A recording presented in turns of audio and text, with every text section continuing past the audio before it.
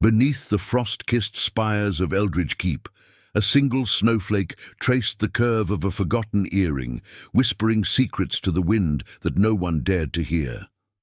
The throne room echoed with the hollow clamour of boots on stone, but Ilara's world had narrowed to the sliver of shadow where she crouched, her breath a fragile veil against the chill seeping through the cracked walls. She was no one here, an Omega servant, her scent muted by years of scrubbing floors and mending cloaks, invisible as the draughts that haunted the ancient halls. Yet tonight, under the bloated moon that silvered the arched windows, invisibility had become her curse. The voices slithered from the antechamber like serpents in the underbrush, low and laced with venom. Ilara had lingered too long, polishing the iron candelabras after the council's dismissal, her hands raw from the lie. She should have fled when the Alpha Lords gathered, their fur-lined mantles brushing the tapestries of slain wolves and conquered moons. But the door had creaked ajar, and curiosity, foolish fatal, had rooted her in place. "By dawn's light, the blade finds his throat," murmured Lord Garrick, his voice a gravelly rumble that carried the weight of old grudges. Ilara's heart stuttered, pressing her palms to the cold floor as if to steady the tremor in her bones. The king, Alpha Thorn, the unyielding ruler whose gaze could freeze rivers, faced betrayal from within his own pack. "The Omega whelp won't suspect," another voice hissed, belonging to Lady Vesper, her tone sharp as shattered ice. "She dotes on him like a shadow. Let her carry the poison-laced wine at the feast. By sunset he'll be ash, and we'll carve the throne anew." Ilara's fingers curled into fists, nails biting her skin until warmth bloomed. Blood, hot and accusing, staining the hem of her threadbare shift. She was that Omega whelp, the one who had tended Thorn's wounds after border skirmishes, who had felt the accidental brush of his hand and dreamed of warmth in a life of frost. But dreams were for those with packs, not exiles in all but name. Her own rejection had come years ago, cast out from her birth clan for a weak marking, her spirit too soft for the wild hunts. Now, this secret coiled in her chest like a thorned vine, threatening to choke her. The council dispersed, their footsteps fading into the labyrinthine corridors, leaving only the wind's mournful howl through the battlements. Ilara rose on trembling legs, the metallic tang of her blood mingling with the scent of smouldering hearth logs. She glanced at the throne, massive, hewn from petrified oak and inlaid with lunar opal, empty now, but for the faint imprint of Thorn's form. His scent lingered there, pine and storm and something deeper, like regret, etched into stone. How many times had she seen him sit, shoulders bowed under the crown of antlered gold, his eyes distant as if haunted by ghosts of battles won at too great a cost. She fled then, slipping through the servants' passages like a wraith, the castle's underbelly a maze of dripping arches and flickering torchlight. The air grew colder as she descended, the weight of the keep pressing down, mirroring the burden in her throat. Outside, the snow fell in earnest, blanketing the courtyard in a shroud of white that muffled the distant uves of the guard wolves. Ilara pulled her shawl tighter, the fabric threadbare against the bite of winter, and made for the outer walls. Banished she might not be yet, but the whisper she'd overheard sealed her fate. To stay was to die, either by the plotter's blades or Thorn's wrath if suspicion fell upon her.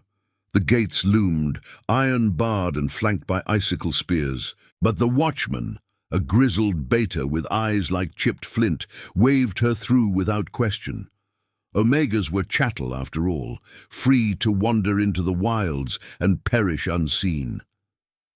Ilara stepped into the storm, the wind whipping her dark hair across her face, carrying flakes that stung like accusations.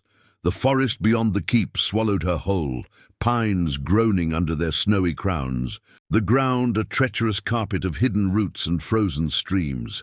She stumbled onward, her bare feet numb within her worn boots, until the castle's lights faded to pinpricks behind her. Exhaustion clawed at her limbs, but fear drove her deeper into the woods, where the moon pierced the canopy in shafts of pale silver. There, in a hollow beneath an overhanging cliff, she collapsed against a boulder, drawing her knees to her chest. The cold seeped into her marrow, a relentless companion, but it was the secret that burned hottest, a knowledge that could save a king or doom her utterly. From her neck, the silver locket swung free, its crescent moon engraving catching the lunar glow, a relic from her mother, passed down before the rejection that had stripped her of kin. It held a lock of hair stained with old blood, her own, from the marking rite that had deemed her unworthy. Ilara traced its edges, the metal warming faintly under her touch, as if the moon itself whispered back. What was she to do with this poison in her ears? Speak, and risk the traitor's noose. Silent, and watch the realm bleed under a false crown. The wind howled louder, carrying the faint echo of wolves, perhaps the king's patrol, or the shadows closing in. Ilara's breath fogged the night, her tears freezing on her lashes. In the heart of exile, under the indifferent stars, she clutched the locket tighter, its weight a promise of something unspoken, a thread of destiny woven from whispers and blood. The snow continued to fall, burying her tracks, but not the fire of resolve kindling within. By sunset, she vowed silently, the truth would rise, or she would fall with it. The wind carved paths through the pines, each gust a lament that tugged at Ilara's shawl like insistent fingers, pulling her deeper into the hollow's embrace. She huddled against the boulder, its surface etched with veins of frost that mirrored the cracks in her resolve. The locket lay heavy against her chest, its silver crescent a cold anchor in the storm's chaos. Hours had blurred since her flight from the keep, the moon now dipping toward the horizon, painting the snow in hues of bruised silver. Her body ached with the chill, toes prickling as if needles pierced the numbness, but it was the whisper's echo that gnawed, Lord Garrick's gravel, Lady Vesper's ice, that kept sleep at bay. A distant howl pierced the night, not the wild chorus of the guard-wolves, but a solitary cry, ragged and laced with pain. Ilara's breath caught, her pulse quickening in rhythm with the wind's wail. She pressed her ear to the rock, the stone vibrating faintly, as if the earth itself mourned. Fear coiled in her gut, sharp as the thorns of her exile, urging her to burrow deeper into the shadows. Yet curiosity, that same fatal spark that had rooted her in the throne room, stirred. What beast wandered these woods on such a night? A traitor scouting her trail, or something more forsaken? The howl came again, closer, splintered by a guttural snarl that ended in a thud against the underbrush. Ilara peered through the veil of falling snow, her dark eyes straining against the gloom. Branches snapped, heavy footfalls crunching the frozen crust, and then a silhouette emerged from the tree line, broad-shouldered and cloaked in midnight fur, staggering like a shadow torn from its moorings. He collapsed mere paces from her hollow, knees buckling into the snow, a low groan escaping his lips as steam rose from his labored breaths. Thorn, the king, Alpha of Eldridge, whose name alone could still Pax to silence. Ilara's heart thundered, blood roaring in her ears hotter than any hearth fire. She shrank back, fingers instinctively clutching the locket, its edges biting into her palm. He was no spectral vision. The scent of him flooded the air, pine and storm, yes, but undercut now by the copper tang of fresh blood and the acrid bite of silver-laced wounds. His cloak, embroidered with the lunar crest of his line, hung in tatters, exposing gashes along his arm and side that wept crimson into the white expanse. A dagger's work, she knew instinctively, the kind forged for betrayal. He lifted his head, eyes, storm-grey and fever-bright, scanning the darkness. They locked on her hiding place, piercing the gloom as if the moon guided them. Ilara froze, her body a traitor's betrayal, scent blooming unbidden in the cold air. Wild herbs and faint earth, the muted mark of an omega long suppressed. Fear surged, a tidal wave crashing against the wall she'd built around her solitude. To be seen was to be claimed, or worse, accused. She was no savior. She was the whelp who carried secrets like poison in her veins. Yet he did not lunge or command. Instead, Thorn's gaze softened, a flicker of recognition, or was it desperation? Crossing his features, etched deeper by the pain that bowed his frame. "You!" he rasped, voice like gravel under boot, extending a bloodied hand, not in demand, but plea. The servant, from the halls. "Help me." Instinct warred within her, a primal pull toward his alpha essence, the magnetic draw that omegas were cursed to feel, urging her forward, even as terror screamed retreat. She crawled from the hollow on hands and knees, snow soaking her shift, the cold a shock against her skin. Up close, the wounds told a tale of ambush, slashes too precise for beasts, reeking of wolfsbane and malice. His breath came in shallow bursts, chest heaving beneath the ruined cloak, and she caught the glint of a silver chain at his throat, an ancient torque, symbol of his crown, now stained with his own blood. "Why are you here?" she whispered, voice trembling as she tore a strip from her shawl, pressing it to the deepest gash on his arm. The contact jolted her, heat blooming where her fingers met his skin, a spark that raced up her spine like lunar fire. Denied, she told herself. This was survival, not bond. He was the king, her unwitting betrayer through indifference alone, the one whose realm had cast her aside. Curiosity burned brighter than fear, though. What hunted him in his own woods? The same shadows that plotted in antechambers. Thorn winced, but his eyes held hers, unyielding yet shadowed by a melancholy that mirrored her own fractures. "Traitors," he murmured, the word a confession dragged from depths long sealed. "In my pack, they struck in the hunt, silver blades under the moon's blind eye." His hand closed over hers briefly, steadying the makeshift bandage, and the touch lingered, a current of shared exile unspoken. Guilt flickered in his gaze, as if he saw her not as servant, but as the invisible wounds he himself bore, the weight of a throne built on blood, the ghosts of omegas like her, discarded for the pack's strength.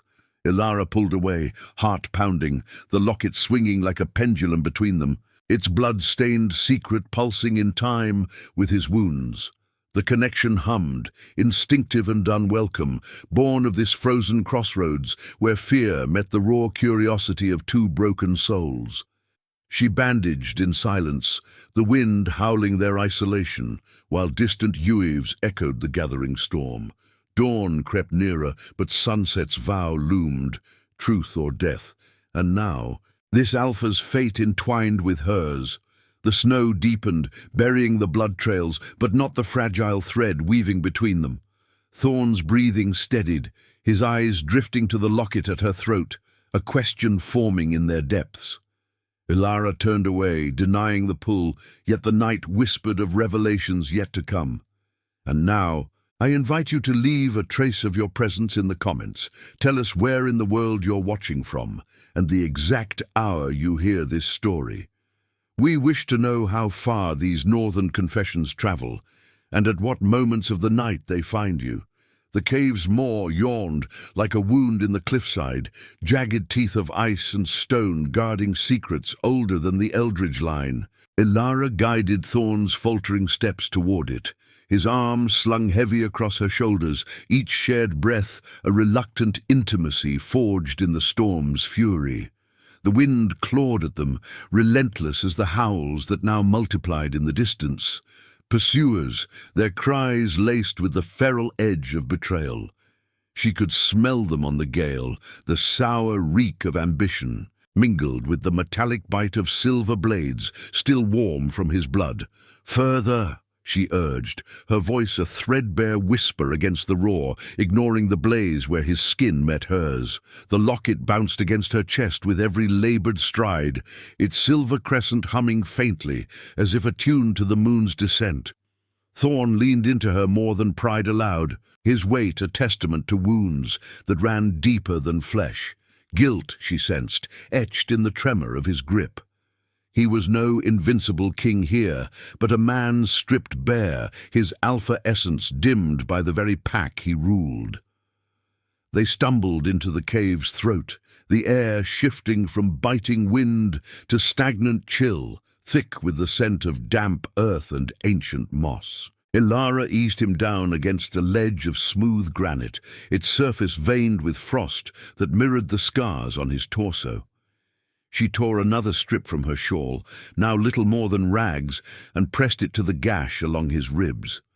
Blood welled anew, dark and viscous, staining her fingers like an accusation. "Who hunts you like this?"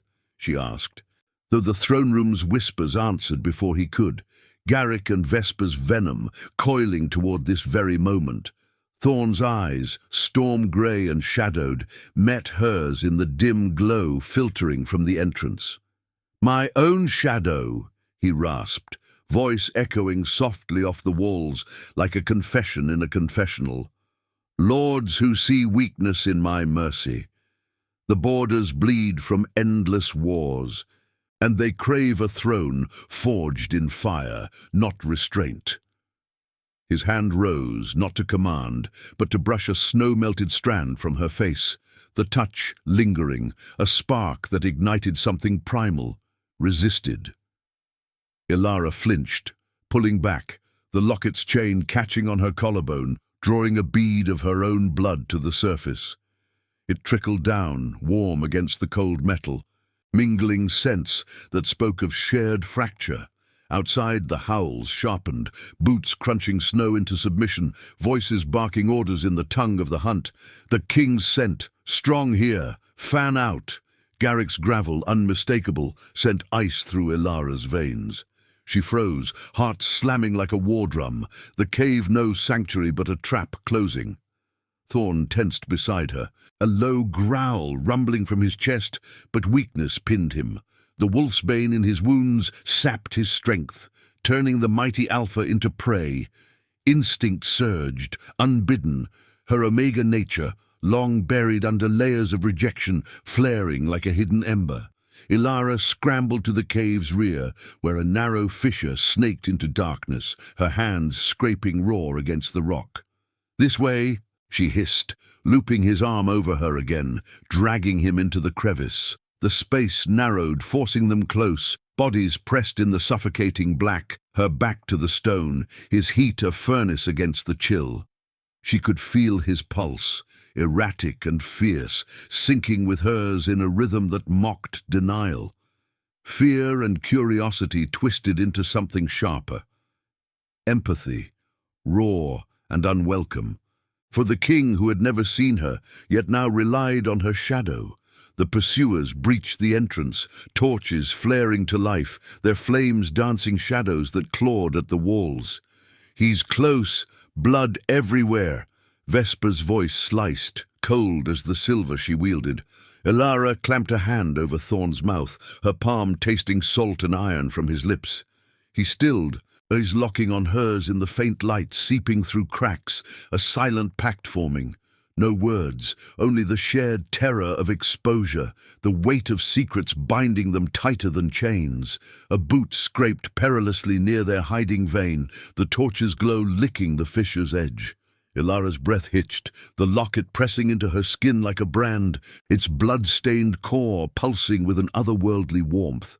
In that suspended heartbeat, a vision flickered, not hers alone, but shared, as if the moon bridged their minds.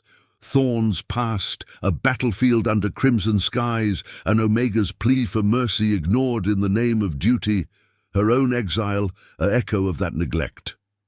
Guilt flashed in his gaze, profound and piercing, mirroring the shame she carried from her marking rite. He was broken, not by blades alone, but by choices that haunted like ghosts. The intruder paused, sniffing the air, then retreated with a curse, the group's footfalls fading into the storm. Silence descended, broken only by their ragged breaths and the distant drip of melting ice. Ilara released him, sliding back, but the space allowed no distance. Thorn's hand found hers in the dark, not possession, but gratitude. A bridge from fear to fragile trust. "You could have left me," he murmured, voice laced with the melancholy of a ruler who trusted none. "Why risk the noose for a stranger's war?" She traced the locket's edge, its crescent a talisman against the vulnerability swelling in her chest. Stranger. The word tasted bitter, the throne room's plot a thorn between them. Empathy bloomed, tender amid the pain, transforming curiosity into a bond she dared not name. He was the king who embodied her rejection, indifferent power that discarded the weak. Yet here, in this womb of stone, he was merely thorn, wounded and human, his guilt a mirror to her resolve. The touch of his fingers on hers lingered, warm against the cave's frost, stirring a pull resisted, rationalized as mere survival. But deeper, it whispered of destiny's thread, woven from blood and moonlight. As the storm outside raged on, weaves fading to echoes, Ilara leaned her head against the rock, the locket's heat a quiet promise. Protection had bound them, but the true refuge lay in the vulnerability shared, empathy forging links stronger than any crown. Yet dawn loomed, and with it the choice: reveal the whispers, or let the shadows claim them both. The cave held its breath, the air thick with unspoken dilemmas, as the first grey light pierced the fissure, illuminating the blood on their hands. The fissure's grey light seeped into the cave like a hesitant dawn, casting elongated shadows that danced across the blood-streaked stone. Ilara sat rigid against the unyielding rock, her hand still entwined with thorns, the warmth of his palm a stark contrast to the chill that had settled into her bones. The air hung heavy with the scent of damp earth and iron, his wounds, her resolve, mingling in a tapestry of fragile alliance. Outside, the storm had softened to a mournful whisper, snowflakes drifting like forgotten oaths, but the howls had ceased, leaving only the echo of pursuit in her mind. Garrick's gravelly command, Vesper's icy precision. They lingered, thorns embedded deeper than any blade. Thorn shifted, his breath ragged but steadier now, the wolfsbane's fire dimmed by the hours of uneasy rest. His eyes, those storm-grey depths, fixed on the locket at her throat, its crescent moon glinting faintly in the half-light. "That chain," he murmured, voice low and threaded with the melancholy of a king unmoored. "It calls to me, like a memory I can't grasp." He reached out, not to seize, but to trace its edge with a bloodied finger, the contact sending a shiver through her, a jolt that raced from metal to marrow, awakening something long dormant. Ilara recoiled instinctively, clutching the locket to her chest, where her heart hammered like a caged wolf. It was no mere heirloom. It was her fracture made manifest, the blood-stained lock of hair within a seal on her unworthiness. "It's nothing," she lied, the words tasting of ash, her omega scent blooming unbidden, earth and wild herbs, laced now with the undercurrent of something sharper, like moonlight on frost. But denial cracked as his touch lingered in the air between them, the cave's confines amplifying the pull, that instinctive tether she had rationalized as mere survival. He was the alpha whose indifference had mirrored her exile. Yet here, in this womb of stone, his guilt mirrored her pain, drawing her toward truths she feared to unearth. A low rumble stirred from the cave's depths, not thunder, but the earth itself sighing, as if the mountain recognized the weight of their shared wounds. The locket warmed against her skin, unnaturally so, its silver pulsing like a second heartbeat. Ilara gasped, vision blurring at the edges, the world tilting into a haze of silver and crimson. It came unbidden, A flood of images, not memories alone, but revelations woven from blood and moon. The throne room's shadows twisting into faces, Garrick's sneer as he sharpened a silver dagger under torchlight, Vesper's fingers dripping with poison, distilled from nightshade blooms. But deeper, it pierced Thorn's past. A battlefield slick with snow and slaughter, an Omega's plea for her pup's life, drowned by his command for victory, her eyes haunting him like lunar scars. And then, a thread binding it all, Ilara herself, standing at the heart of a fractured pack, her hand extended not in submission, but in guidance, the locket aglow as paths unfolded before the lost. She staggered back, breaking the contact, the visions shattering like ice under boot. Sweat beaded on her brow despite the cold, her breath coming in sharp bursts that fogged the air. What was that? Thorn's voice pulled her anchor, his eyes wide now, not with command but awe laced with dread. He rose unsteadily, the torque at his throat catching the light. Its ancient engravings mirroring the locket's crescent, a symmetry she had never noted, yet it thrummed now like destiny's echo. "You saw it too," she whispered, realization dawning cold and clear. The gift, her mother's whispered legacy, the pathfinder's sight that had marked her as weak, unfit for the hunts, had stirred. Not weakness, but a veil-lifting clarity, revealing truths hidden in blood and shadow. It had lain dormant since her rejection, buried under layers of servitude, but here, in his presence, it bloomed, fierce and unforgiving. The locket was its vessel, the old blood within a key unlocking fates entwined. Thorn knelt before her, not as king, but supplicant, his hand hovering near hers. The betrayal, you knew, and the war. My choices, the Omega, I failed. His voice cracked, the melancholy etching deeper lines into his face, guilt spilling like the wounds he bore. You're no mere servant. That's sight. It's the moon's mark, the pathfinder, born to guide the broken toward redemption. He glanced at the locket, then back to her eyes, recognition dawning like fire on frost. I've sought such a sign for years, a way to heal the pack's fractures without more blood. You are the key, the one who sees the paths I cannot. Destiny didn't exile you, it forged you for this. Ilara's throat tightened, tears carving warm paths down her chilled cheeks, freezing midway like crystalline doubts. The revelation burned, a double-edged blade, power in her veins yet tethered to him. The Alpha whose realm had cast her aside. Was this bond salvation or another chain?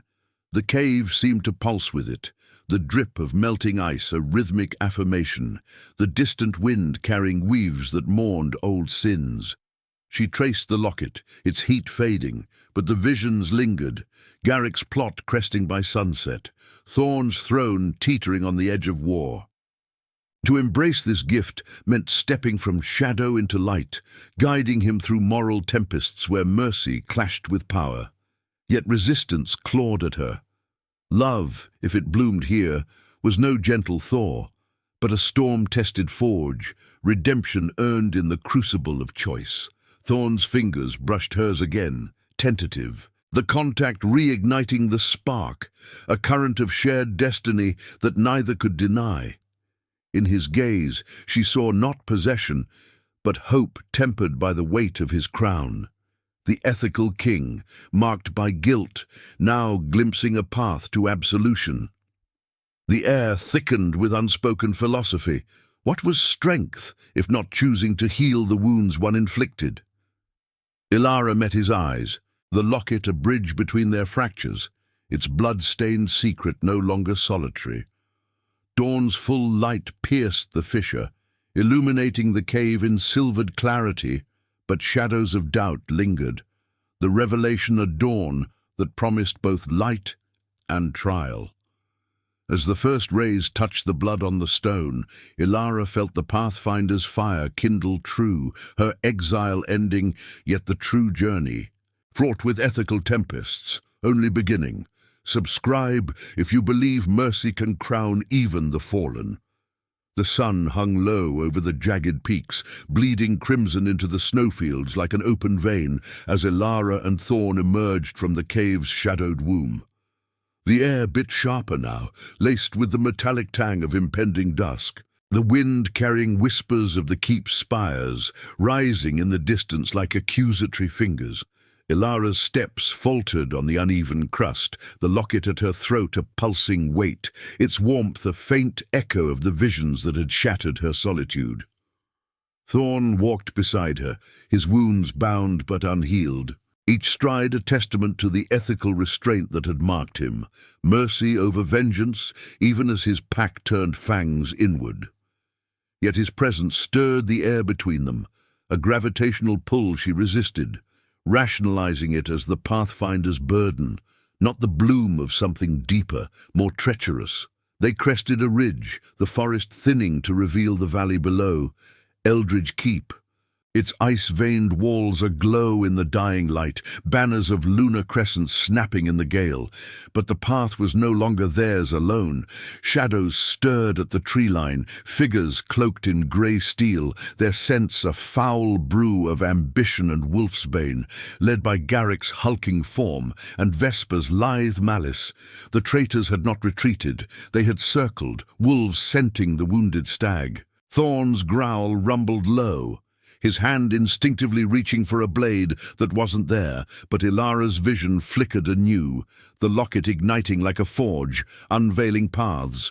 One of steel and slaughter, another veiled in frost-kissed olive branches, twisting toward an uncertain hearth. "Stand down!" Thorn commanded, his voice a thunderclap that echoed off the stones. Stepping forward to shield her, the pack halted, a semicircle of snarling faces, eyes gleaming with the feral hunger of betrayal. Garrick stepped into the light, his broad frame scarred from old hunts, a silver-tipped axe gleaming in his grip. "My king," he sneered, the title a mockery dripping with gravel. "You flee like a craven pup, dragging an omega shadow. The pack tires of your guilt-ridden reign. Mercy that weakens us, borders that bleed while you mourn ghosts." Vesper flanked him, her lips curled in a serpent smile, a vial of poison glinting at her belt. The very one meant for the feast, its contents swirling like captured nightshade under the sun's bloodied gaze. "She overheard us, Thorn, the whelp from the halls. We should have silenced her then." Her eyes locked on Ilara, cold as shattered opal, promising the noose or worse. The wind howled through the valley, oofs rising from the distant battlements as the keep's guards stirred, loyal or divided, the air thick with the scent of blood yet to spill. Thorn's, hers, the pack's fractured heart. Ilara's pulse thundered, the locket burning against her skin, visions cascading. Garrick's ambition born of a brother's death in Thorn's merciful truce, Vesper's grudge from an Omega mate, discarded in the king's name for pack strength. The past confronted them all, ghosts clawing from the snow, Thorn's battlefield omission, her own exile a ripple of that indifference. She stepped forward, bypassing Thorn's protective stance, her voice steady despite the tremor in her limbs. "This isn't strength," she said, the words philosophical thunder in the tense hush. "It's the wound you all share, festering into war. I see the paths. Vengeance carves rivers of blood, but forgiveness, it rebuilds what guilt has torn." Garrick laughed, a bark that shattered the moment, lunging with axe raised, the blade whistling through the air like winter's judgment.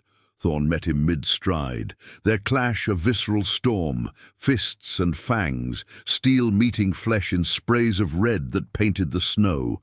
Vesper darted toward Ilara, claws extended, her scent a venomous cloud, but the Omega's gift surged, the locket flaring silver.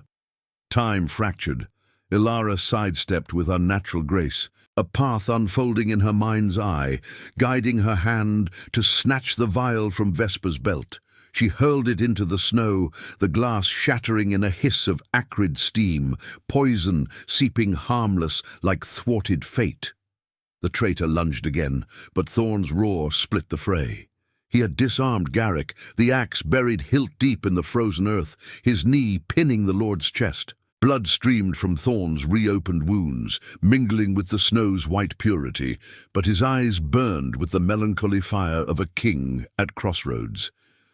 "End this," he growled to Garrick, not with killing rage, but the weight of duty's chain.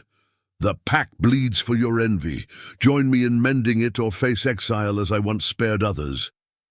Ilara's breath caught, the locket's heat a mirror to her turmoil, love or freedom.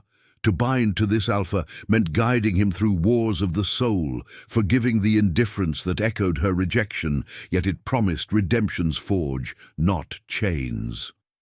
Vesper twisted free, scrambling toward her fallen ally, but Ilara's voice halted her, soft yet unyielding. "You plot for power, but what of the Omegas you cast aside? I was one, marked weak, left to die.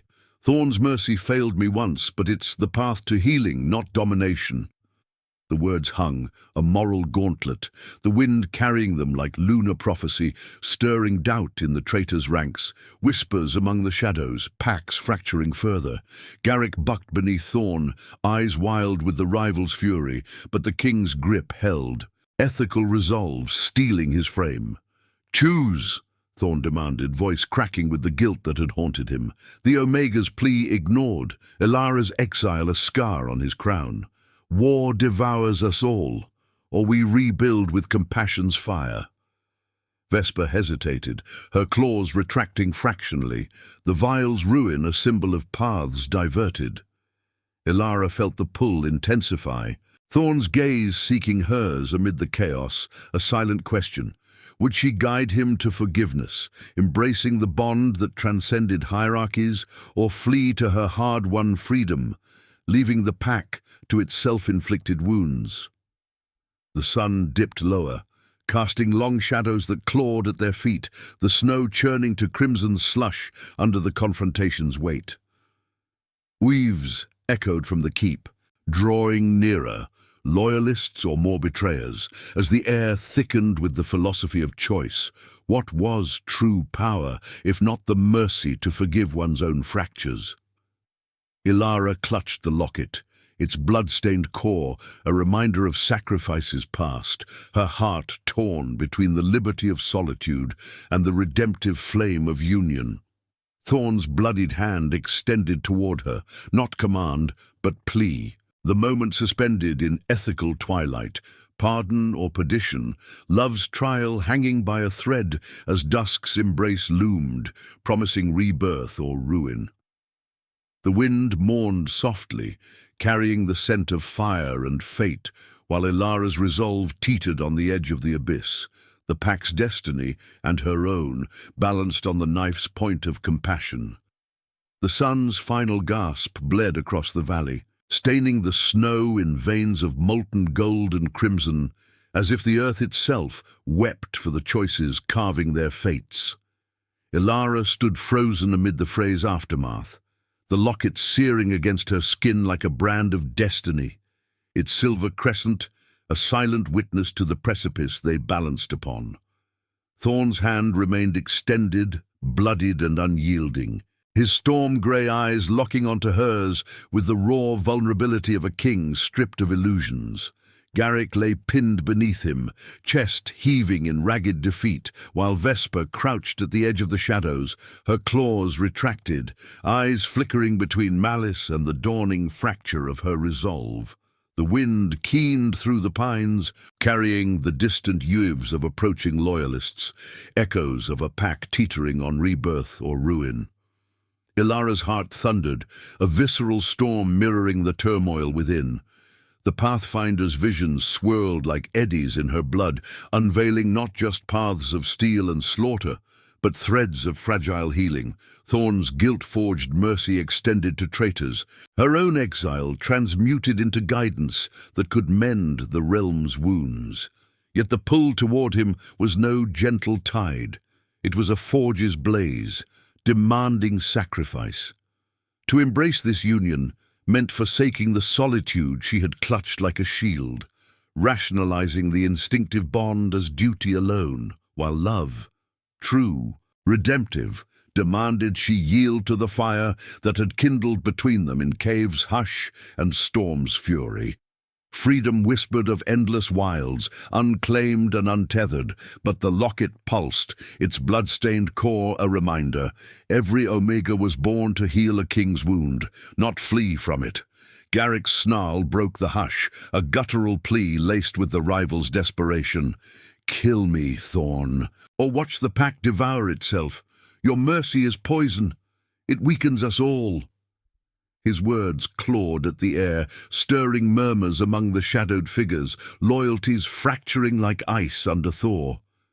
Vesper rose slowly, her lithe form trembling, the shattered vial's remnants steaming at her feet like thwarted venom. "He spared you once, after the border wars," Ilara interjected, her voice emerging steady, threaded with the moon's quiet authority. The locket warmed, guiding her words as visions bloomed. Vesper's mate, cast aside in Thorn's name for pack strength, her grief the seed of this betrayal. But sparing isn't weakness, it's the choice that rebuilds. I was rejected for my sight, left to wander and die, yet here I stand, seeing the path you blind yourselves to. Forgive, or let war claim what guilt has already scarred. Thorn's gaze never left Ilara's, his extended hand a bridge across the abyss, the talk at his throat glinting in sympathy with her locket, a symmetry of blood and moon, symbols of wounds shared and fates entwined. Guilt etched his features deeper, the ethical king confronting the ghosts he had long buried. The Omega's plea on that crimson battlefield, ignored for victory's hollow crown, Ilara's invisible service, a mirror to his own fractures. "I've carried this shadow too long," he confessed, voice low and resonant, carrying over the wind's lament. "Mercy cost me my brother's trust, my pack's faith, but your gift reveals the truth. Power without compassion is a throne of ash." He turned to Garrick, easing his knee from the Lord's chest, not in surrender but offering, a hand up from the snow, blood mingling in the slush like a pact sealed in sacrifice. Garrick hesitated, eyes wild with the storm of rivalry yielding to something profounder, then clasped Thorn's forearm, rising unsteadily. Vesper followed, her steps tentative, the traitor's circle parting as whispers turned to solemn howls, acknowledgement not submission. The loyalists crested the ridge then, torches flaring like stars reclaimed, their sense a tide of pine and fealty washing over the valley.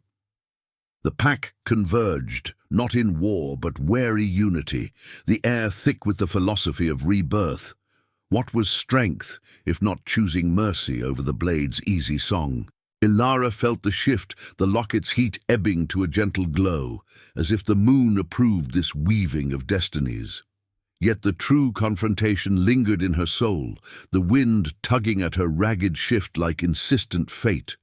Thorn turned fully to her now, the pack's eyes upon them. King and Omega, hierarchy transcended in the firelight's dance. "You've guided me from death's shadow," he murmured, stepping close, his scent enveloping her like storm-warmed earth. "Not as servant but equal, the bond.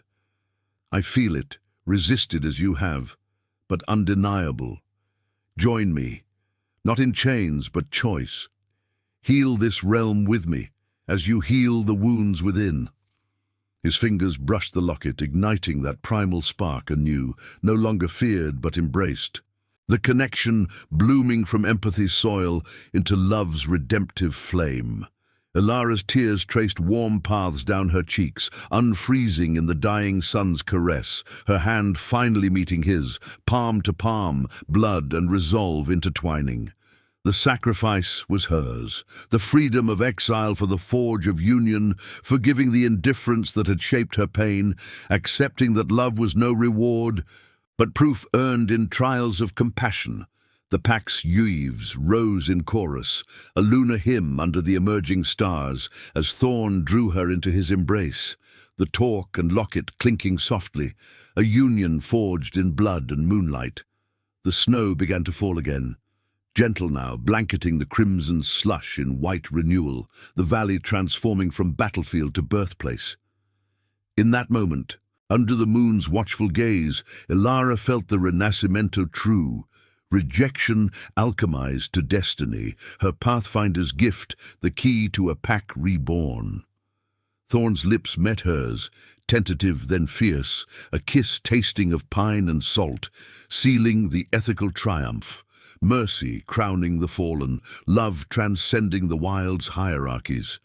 The wind hushed, as if the world held its breath, the fire of their bond kindling brighter than any hearth, promising cures for wounds long festering. And as dusk fully claimed the peaks, the locket lay still against her heart, its blood-stained secret no longer a curse, but the emblem of healing's eternal flame. If your heart beat alongside ours, like, comment, and subscribe, because every soul that joins our moon keeps the flame of redemption alive.